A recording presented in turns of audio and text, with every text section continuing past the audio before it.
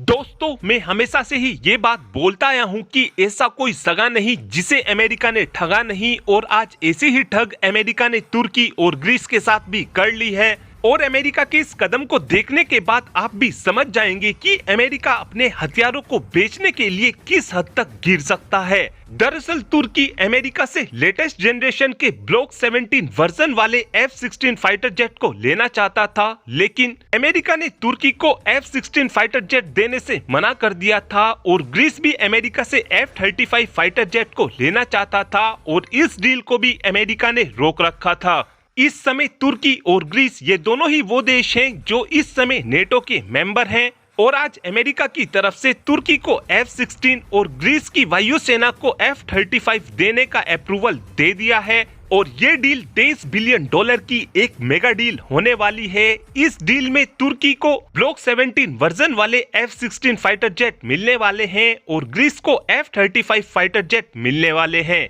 और इस डील के होने से पहले ही तुर्की ने एक बड़ी कीमत भी चुकाई है। आपके याद ही होगा, अब से कुछ ही दिनों पहले स्वीडन नेटो में शामिल होना चाहता था, लेकिन उस समय स्वीडन को नेटो में शामिल होने से पहले ही तुर्की ने रोक दिया था, क्योंकि जब भी कोई देश नेटो को ज्वाइन करता है तो उस कंडीशन में सभी देशों की परमिशन की जरूरत पड़ती है। लेकिन जब स्वीडन नेटो में शामिल होना चाहता था तो तुर्की ने इस परमिशन को नहीं दिया था। इसीलिए अमेरिका ने तुर्की से बैक फुट पर बातचीत करनी शुरू कर दी थी, ताकि तुर्की स्वीडन की नेटो में एंट्री करा सके। और अब ये एंट्री हो चुकी है। इस एंट्री के तुरंत बाद ही अमेरिका की तरफ से तुर्की को F-16 देने का अप्रूवल दे दिया गया है। इस डील के तहत अमेरिका की तरफ से तुर्की को 40 की संख्या में ब्लॉक 17 वर्जन वाले F-16 फाइटर जेट दिए जाएंगे। और इस समय जो तुर्की की वायुसेना 79 की संख्या में F-16 फाइटर जेट का इस्तेमाल करती है, उन सभी फाइटर जेट के लिए भी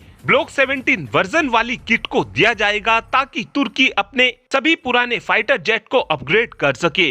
और अमेरिका की तरफ से ग्रीस को भी 40 की संख्या में F-35 फाइटर जेट देने का अप्रूवल दिया गया है, और ये डील $8.6 बिलियन की होने वाली है। लेकिन भले ही तुर्की को नए F-16 फाइटर जेट और ब्लॉक 17 अपग्रेड किट मिल जाए, लेकिन फिर भी ग्रीस की वायुसेना तुर्की की वायुसेना से ज्यादा मजबूत रहने वाली है, क्योंकि अमेरिका की तरफ से पहले ही ग्रीस की वायुसेना को ब्लॉक 17 वर्जन वाले F-16 फाइटर जेट दे दिए गए हैं, और जो पुराने हो गए थे उन सभी को भी पहले ही अमेरिका ने अपग्रेड कर दिया था।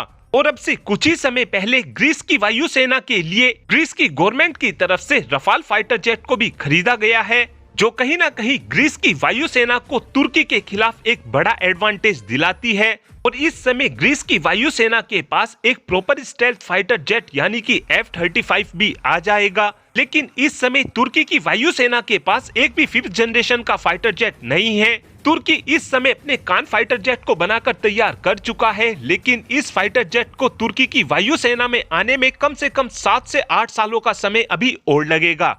ग्रीस के रफाल फाइटर जेट को काउंटर करने के लिए तुर्की की तरफ से यूरो फाइटर टाइफून को खरीदने का भी फैसला लिया गया था, लेकिन फिर अचानक से जर्मनी ने तुर्की को यूरो टाइफून देने से साफ साफ मना कर दिया था। यूरो फाइटर टाइफून को कई देश मिलकर बनाते हैं। इस डील के होने से पहले ही जर्मनी ने तुर्की को इस फाइटर जेट को देने से मना कर दिया था। और इस मेगा डील के होने का ना तो तुर्की को फायदा हुआ है और ना ही ग्रीस को फायदा हुआ है। इस डील में सबसे बड़ी किसी देश की जीत हुई है तो वो है अमेरिका, क्योंकि अमेरिका ने तुर्की से अपना काम भी निकाल लिया और तुर्की से अच्छा खासा पैसा भी कमा लिया। इसीलिए कोई भी देश अमेरिका पर भरोसा करने से पहले 100 बार सोचता है।